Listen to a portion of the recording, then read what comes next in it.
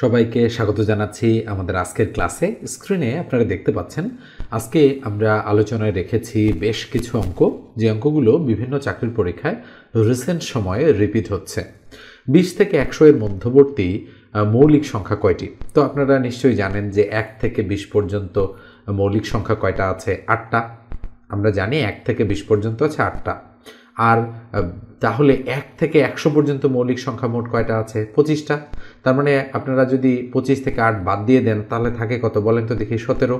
তার মানে আমাদের কাঙ্ক্ষিত উত্তর হচ্ছে 17টি। তবে আপনারা যদি জানতে চান যে 1 থেকে 100 পর্যন্ত মোট কয়টা মৌলিক সংখ্যা আছে, একটা রেঞ্জ আছে কিন্তু। 1 থেকে 10 পর্যন্ত মৌলিক সংখ্যা আছে 4টি, 10 থেকে 20 পর্যন্ত মৌলিক সংখ্যা আছে 4টি। এই রেঞ্জটা হচ্ছে এরকম: 44, 22, 32, 23, 21। এটা হলো 1 থেকে 10, 10 থেকে 20, 20 থেকে 30, 30 থেকে 40, এভাবে 90 থেকে 100। তো আপনারা যদি দেখেন যে 20 থেকে 100 পর্যন্ত জানতে যাচ্ছে, তার মানে প্রথম দুটো বাদ, বাকিগুলো যদি আপনারা যোগ করে দেন তাহলে যেটা হবে সেটাই উত্তর। 2 2 4 আর 3 7, 2 9, 10 11, 12 13 14, 15 16, 17। তার মানে মোট কয়টা মৌলিক সংখ্যা আছে? 20 থেকে 100 এর মধ্যে 17টা। আপনারা যদি মৌলিক সংখ্যাগুলো জানতে চান যে 1 থেকে 100 পর্যন্ত মোট যে মৌলিক সংখ্যাগুলো রয়েছে সেগুলো কি কি, আমি একটু সিরিয়ালি লিখে দিচ্ছি, একটু মেমোরাইজ করার চেষ্টা করবেন। 2 3 5 7। ওকে, তো কি হবে? 2 3 5 7, এটা হলো 1 থেকে 10 পর্যন্ত। এবারে 11, 13, 17, 19, এরপরে 23, 29, 31, 37, এরপরে রয়েছে 41, 43, 47। এই হচ্ছে 1 থেকে 50 পর্যন্ত 15টা। গুনেন 1 2 3 4, 4 4 8 9 10 11 12 13 14 15। তার মানে 1 থেকে 50 পর্যন্ত এই 15টা মৌলিক সংখ্যা আছে। এরপর 50 থেকে 100 পর্যন্ত আছে বাকি 10টা। বাকি 10টা কি? এই যে আমরা পড়ছি 2 3 5 7, 11 13 17 19, 23 29, 31 37, 41 43 47। এরপরে হবে 53 59, এরপরে হবে 61 67, এরপরে 71 73 79, এরপরে হলো 83 89 এবং 97। দেখেন এখানে 2 2 4 3 7 8 9 10। তার মানে এখানে মোট কয়টা আছে? 10টা।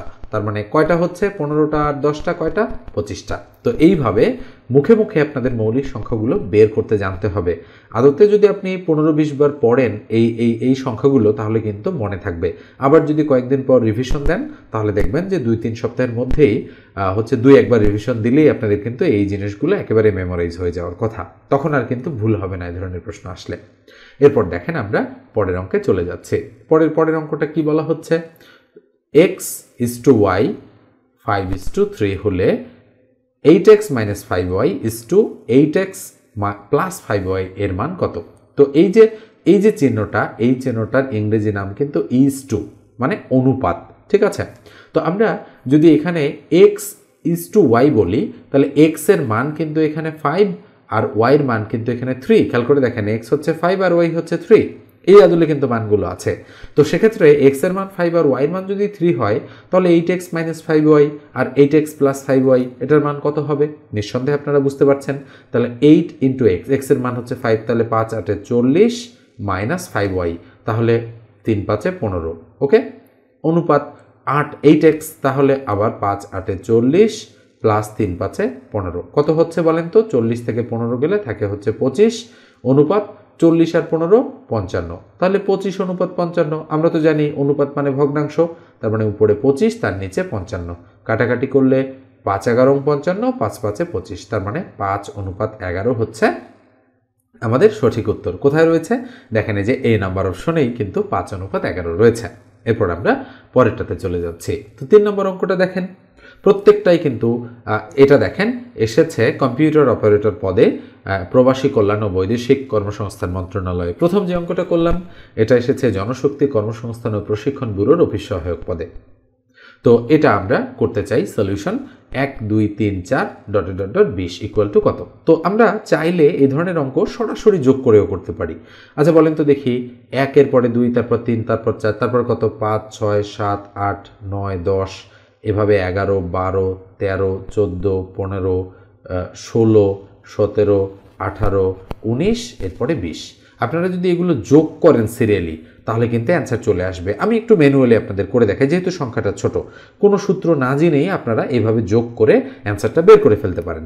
তাহলে 0, 9, 8, 9, 17, 17 আর 7, 18, 19, 20, 21, 22, 23, 24, 24, 6, 30, 5, 35, 8, 4, 39, 40, 41, 42, 43, 44, 45, 45 আর 9 কত হচ্ছে, 45 আর 9, 45, 10, 55, 1 বার 54, 54 আর 8 কত হচ্ছে 62, 62 আর 7 কত 63, 64, 65, 66, 67, 68, 69, 69 আর 6 কত 75, 75 আর 5 কত 75, 5, 80, 80 আর 4, 84, 84 আর 3, 85, 86, 87, 88, 89, 90, 90 এর 0 হাতে 9, তাহলে 9 আর 2 11, আর 1 12, আর 1 13, 14, 15, 16, 17, 18, 19, 20, 21, তাহলে 210 হচ্ছে সঠিক উত্তর। তো বেশ কিছুটা সময় লেগে গেল কিন্তু এভাবে বের করতে, কিন্তু যদি আপনি সূত্রটা জানেন, এর যদি রুলটা আপনি জানেন, রুলটা কি, যে যদি সংখ্যাগুলো ধারাবাহিক হয় মানে সিরিয়ালি হয়, যার ইংরেজি হচ্ছে কনজিকিউটিভ নাম্বার, মানে ক্রমিক সংখ্যা যদি হয়, তাহলে আমরা বলতে পারি n ইন্টু n প্লাস 1 ভাগ হচ্ছে 2। এটা হচ্ছে সমষ্টি বের করার সূত্র যদি সংখ্যাগুলো ধারাবাহিকভাবে থাকে। ইকুয়াল n হচ্ছে সে মানে পদ সংখ্যা, এখানে মোট পদ কয়টা 20টা, 1 থেকে 20 পর্যন্ত, তার মানে 20 গুণন এই যে ইন্টু মানে গুণ 20 আর 1 21 ভাগ হচ্ছে 2, তাহলে 10 দুগুণ 20, 10 আর 21 গুণ করলে 210, তার মানে দেখেন অ্যান্সারটা হচ্ছে 210। আরও যদি সুপার শর্টকাট মেথডে অঙ্কটা করতে চান তাহলে কি হবে মনে রাখবেন, এই ধরনের যে অঙ্কগুলোতে সিরিয়ালি সংখ্যা দেওয়া থাকে তাহলে শেষের সংখ্যাটার অর্ধেক করবেন আর এইটা আর এটা যোগ করে এর সাথে গুণ করবেন, তাহলে অ্যান্সার হয়ে যাবে মুহূর্তের মধ্যে 21 10 210। আপনি একটু ছোট সংখ্যা নেন, ধরেন 1 থেকে 10 পর্যন্ত, 1 2 3 কত, আমরা একটু করতে চাই, আর একটু এক্সাম্পল দেই যাতে আপনাদের ক্লিয়ার হয়ে যায়। 3 যোগ ডট ডট ডট ডট যোগ 10 এর সমষ্টি কত, তো 10 এর অর্ধেক কত 5, আর 10 আর 1 কত 11, গুণ 5 11 কত 55, তার মানে আপনারা একটু যোগ করে দেখেন 1 থেকে 10 পর্যন্ত 55 চলে আসবে কিন্তু অ্যান্সার। এইভাবে আপনারা মুখে মুখে করতে পারেন। আমি আবার বলছি, শেষের সংখ্যাটার অর্ধেক করবেন আর শেষটা আর প্রথমটা গুণ করবেন, যোগ করবেন, যোগ করে এটার সাথে গুণ করে দেবেন, তার মানে 10 এর অর্ধেক 5, এর সাথে গুণ করতে হবে 10 আর 1 কত 11, তার মানে 11 গুণ করলে 5 11 55। কথাগুলো একটু তাড়াতাড়ি বলছি, একটু আপনারা মনোযোগ সহকারে শুনবেন তাহলে বুঝতে পারবেন ভালোভাবে। এরপর আমরা এটা মুছে দিয়ে পরের অঙ্কে চলে যাচ্ছি। তো পরে দেখেন কি দেয়া রয়েছে পরের অঙ্কটাতে রয়েছে 0.1 গুণন 0.01 গুণন 0.201। তাহলে এই ধরনের অঙ্ক সহজেই করার জন্য আমরা একটা মেথড অ্যাপ্লাই করতে পারি। এখানে দেখেন দশমিকের পরে 1 ঘর, এখানে দশমিকের পরে 2 ঘর, এখানে দশমিকের পরে 3 ঘর, তাহলে মোট কয়টা ঘর হচ্ছে 3টা 2টা 5টা 1টা 6টা, তাহলে দশমিকের পরে 1 2 3 4 5 6 ঘর থাকবে। ওকে, 1 2 3 4 5 6টা ঘর, তাহলে 1 1 1 গুণ করলে 1 শেষে বসাবো আর বাকি 5টা ঘর 0 দ্বারা আমরা মেকআপ করে দিব। তাহলে কত হবে 0.501 কোথায় রয়েছে 0.501 ডি নাম্বারে রয়েছে, তাই ডি নাম্বারটাই সঠিক উত্তর। এবার এটা মুছে দিয়ে আমরা পরের অঙ্কে চলে যাচ্ছি।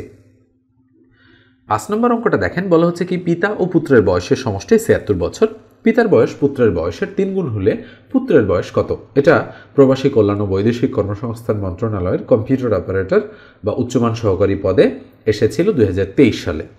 তো পিতা ও পুত্রের বয়সের সমষ্টি 76, পিতার বয়স পুত্রের বয়সের 3 গুণ, তাহলে আমরা ধরতে পারি এই অঙ্কটার ক্ষেত্রে আমরা ধরে নিব যে ধরি পুত্রের বয়স হচ্ছে x, তাহলে বলেন তো দেখি পিতার বয়স কি হবে, অবশ্যই 3x বা 3x। কেন? কারণ হচ্ছে পিতার বয়স পুত্রের বয়সের 3 গুণ, আর বলা হচ্ছে পিতা ও পুত্রের বয়সের সমষ্টি 76 বছর। তাহলে প্রশ্ন মতে আমরা বলতে পারি পুত্রের বয়স যোগ পিতার বয়স ইকুয়াল টু 76 বছর, এটা বলাই যায়। তাহলে বা 3x আর x 4x ইকুয়াল কত 76, তাহলে বা x এর ভ্যালু কত, উপরে 76 তার নিচে 4, তাহলে কাটাকাটি করবো 4 1 4 থাকবে 3, 36 4 9 36, তাহলে x এর ভ্যালু 19, তাহলে 19 হচ্ছে আমাদের পুত্রের বয়স, যেহেতু x ধরেছিলাম x এর ভ্যালু 19, তাহলে কার বয়স পুত্রের বয়স কত, তাহলে পুত্রের বয়স 19, তাহলে 19 রয়েছে 6 নম্বর অপশনে। কিন্তু যদি পিতার বয়স চাইতো তাহলে 3 19 57 হতো আমাদের সঠিক উত্তর, কিন্তু তখন কিন্তু এই নাম্বারটা হতো।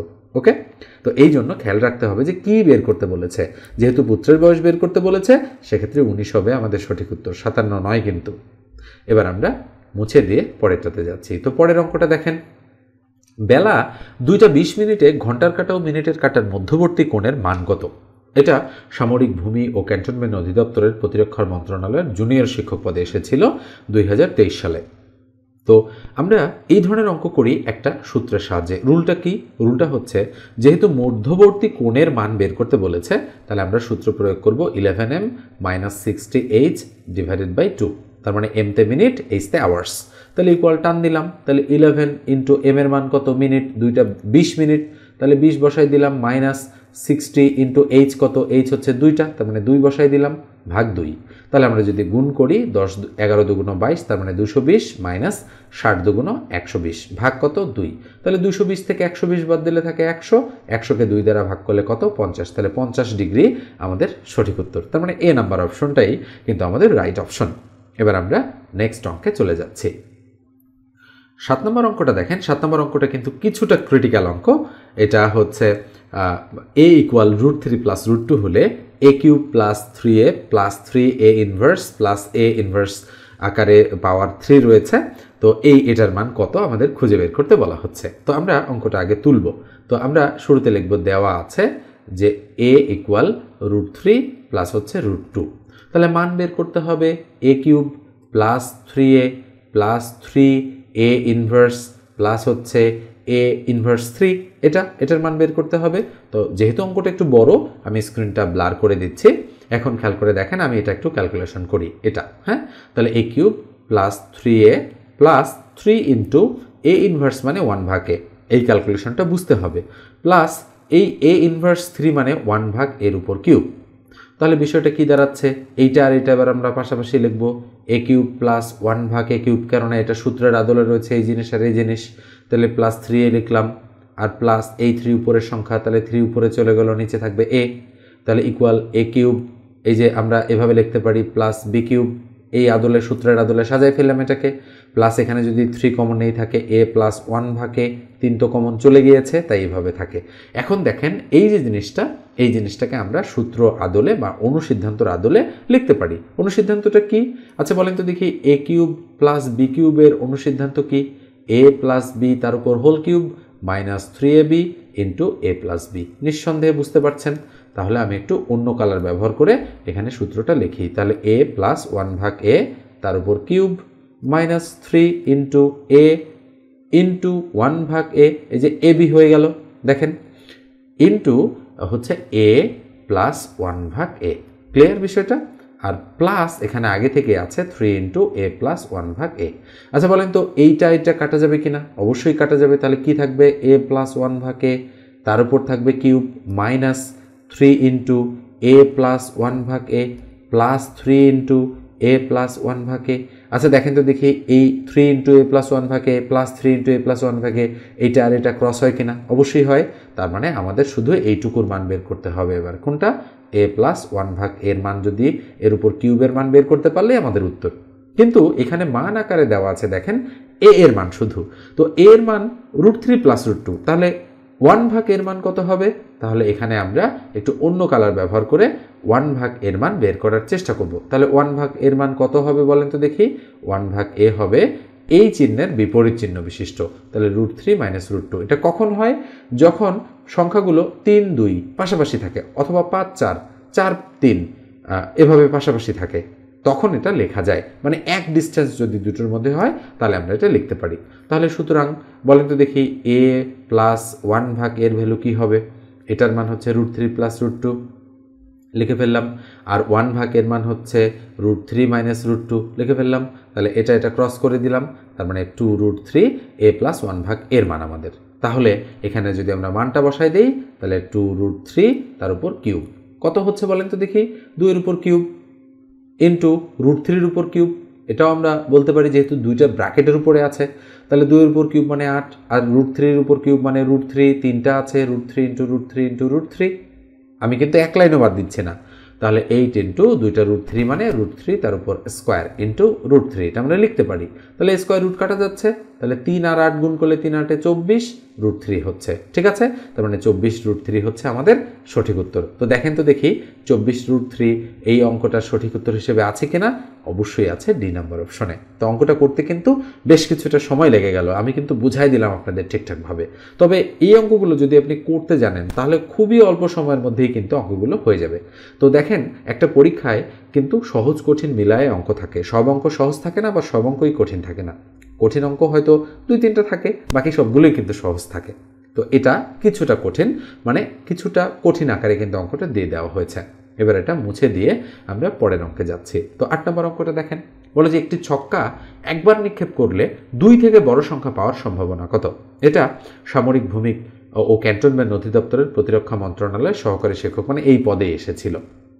তো দেখেন তো সম্ভাবনার সূত্র আমরা কি জানি।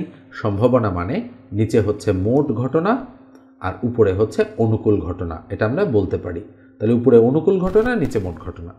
আচ্ছা, এবার আসেন একটা ছক্কায় মোট কয়টা ঘটনা থাকতে পারে? 6টা, কেননা ছক্কার পিঠ 6টা। পুট উঠতে পারে, 2 উঠতে পারে, 3 উঠতে পারে, এরকমভাবে 4 উঠতে পারে, এরকমভাবে 5 উঠতে পারে এবং ফাইনালি 6 উঠতে পারে। তাহলে মোট কয়টা ঘটনা? 6টা ঘটনা। তাহলে মোট ঘটনা হচ্ছে 6। এবার অনুকূল ঘটনা খুঁজে বের করব। তো 2 থেকে বড় সংখ্যা উঠতে পারে কি কি? 2 থেকে বড় আছে 3, 4, 5 আর 6। এই 4টা জিনিস উঠতে পারে কিন্তু। তার মানে অনুকূল ঘটনা হচ্ছে 4, জাস্ট সিম্পল। তো 2 দুগুণ 4, 3 দুগুণ 6, তাহলে উপরে 2 তার নিচে 3। এটা হচ্ছে আমাদের সঠিক উত্তর। দেখেন তো অ্যান্সার আছে কিনা। 2/3। এই যে আমাদের এ নাম্বার অপশনটাই কিন্তু 2/3, তাই এ হচ্ছে সঠিক উত্তর। এরপর যে একটু বলি, যারা চ্যানেলে নতুন, যদি প্রয়োজন মনে করেন অবশ্যই চ্যানেলটা সাবস্ক্রাইব করে দিতে পারেন। আর ফেসবুক পেজ থেকে দেখে থাকলে পেজটা ফলো দিয়ে রাখেন। আর ভিডিওটাতে অবশ্যই আপনারা একটা লাইক দিয়ে দেবেন, ঠিক আছে। এবার আমরা 9 নম্বর অঙ্কে চলে যাচ্ছি। তো 9 নম্বর অঙ্কটা দেখেন কি বলা হচ্ছে। 9 নম্বর অঙ্কে বলা হচ্ছে তালহা উত্তর দিকে 40 মিটার গেল, পরে বাম দিকে ঘুরে 30 মিটার গেল, আবার বাম দিকে গেল 40 মিটার এবং সবশেষে বাম দিকে ঘুরে গেল 40 মিটার। যাত্রাস্থান থেকে তার সোজাসুজি দূরত্ব কত? এটা বাংলাদেশ সিকিউরিটি প্রিন্টিং কর্পোরেশনের অ্যাসিস্ট্যান্ট ম্যানেজার পদে হচ্ছে প্রোডাকশন কন্ট্রোল যে পদটার নাম, সেখানে হচ্ছে অ্যাসিস্ট্যান্ট ম্যানেজার প্রোডাকশন কন্ট্রোলে 8/9/2023 এসেছিল। তো অঙ্কটা কিন্তু কিছুটা কঠিন রয়েছে। তো আমরা উপর দিকে দেখাই উত্তর, নিচ দিকে দেখাই দক্ষিণ, ডান দিকে দেখাই পূর্ব এবং বাম দিকে দেখাই পশ্চিম। নিঃসন্দেহে বিষয়টা আপনারা বোঝেন, উত্তর, দক্ষিণ, পূর্ব, পশ্চিম। ওকে, তো আমরা এই তালহা উত্তর দিকে 40 মিটার গেল, তাহলে উত্তর দিকে কত মিটার গিয়েছে? 40। পরে বাম দিকে ঘুরে, আচ্ছা তালহার অবস্থান কিন্তু এখন এটা হচ্ছে কিন্তু তালহার অবস্থান। তাহলে বাম দিকে ঘুরলো, তাহলে বাম দিকে ঘুরলো, তাহলে এটা হচ্ছে বাম দিক আর এটা হচ্ছে ডান দিক। তাহলে বাম দিকে ঘুরে 30 মিটার গিয়েছে, তাহলে এটা হচ্ছে 30 মিটার। তার মানে এটা 40 আর এইখান থেকে এই পর্যন্ত এটা হচ্ছে 30। আবার বাম দিকে গেল, তাহলে বলেন তালহার অবস্থান এখন এইটা, তাহলে তার বাম দিক কোনটা? তার বাম দিক হচ্ছে এটা নিচের দিকে, তাহলে বাম দিকে আবার 40 মিটার আসলো। তার মানে এই পর্যন্ত এসেছে, এই বরাবর সে কিন্তু এসেছে। ওকে, তো এবার সবশেষে বাম দিকে ঘুরে, তার মানে তালহার অবস্থান কিন্তু এখন এইটা, তাহলে সে কিন্তু এখানে আছে। তাহলে এইটার বাম দিক কি হবে? এটার বাম দিক হবে কিন্তু দেখেন খেয়াল করে এটা না, কিন্তু এটা কিন্তু বাম দিক না, বাম দিক হবে কিন্তু এটা। তাহলে বাম দিকে ঘুরে কত মিটার গেল? 40 মিটার গেল। তাহলে বাম দিকে ঘুরে কিন্তু 40 মিটার গিয়েছে। মানে তো এখান থেকে এই পর্যন্ত কতটুকু আমরা বলতে পারি? এখান থেকে এইটুকু হচ্ছে 40। তো বলেন তো দেখি এইখান থেকে এই পর্যন্ত কত? এই যে উপর থেকে আমরা জানতে পারি 40, তাহলে তার ডিস্টেন্সটা সে শুরু করেছিল এখান থেকে, আছে এখন সেই পর্যায়ে। তাহলে বলে যাত্রাস্থান থেকে তার সোজাসুজি দূরত্ব কত? তাহলে আমি একটু অন্য কালার দিয়ে দেখাচ্ছি। তো এই স্থানটা হচ্ছে তার যাত্রাস্থান, এখন সে আছে এইখানে। তার মানে এই টোটাল ডিস্টেন্সটুকু তো 40 আর এইটুকু হচ্ছে 30, তার মানে 10।